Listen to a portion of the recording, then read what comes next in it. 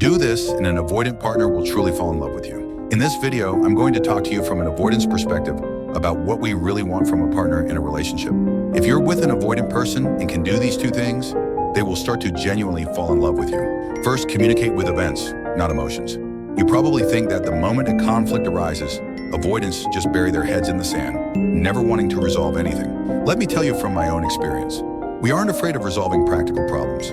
What we are afraid of is navigating emotional conflict. If you don't believe me, pay close attention. A true avoidant is actually very decisive, opinionated, and proactive when it comes to everything except their romantic relationship. So why do we run away when it comes to love? If you look past the surface level problem, you'll see the real issue. Whenever you ask us to resolve a conflict, you're not usually asking us to solve a concrete problem. You're demanding emotional validation from us. You have time for video games, but not to text me back. Why won't you come see me? Do you not love me anymore?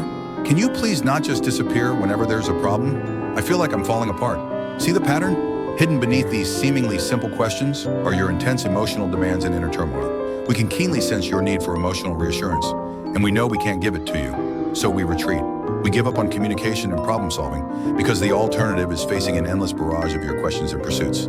Anyone who knows a little about us knows we are terrified of emotions. This stems from our childhood experiences, where our emotional needs were ignored and we were constantly taught to suppress our feelings. Over time, we subconsciously came to believe that emotions are useless, a tool the weak use to solve problems. So, when you're with an avoidant, you must learn to frame the problem as a specific event, presenting it with clear logic. You could say, when you disappear without a word, it makes me really worried because I don't know if something has happened to you. Next time you need space, could you just give me a quick heads up so I don't worry? That way I can also focus on my own things. I had a tough day at work. Can I just get a hug?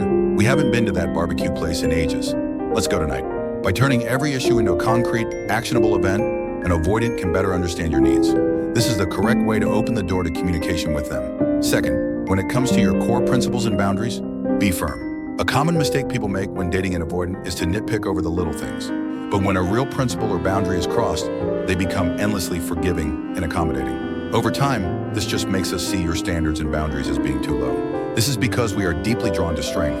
We fantasize about a partner who is psychologically strong, with a solid sense of self, who can lead us out of this cycle of relationships that always seem to fizzle out. Deep down, what we're looking for isn't a partner, but the all-powerful, perfect mother figure we yearn for, but never had.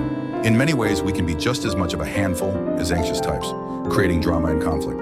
But where they pull closer, we push away.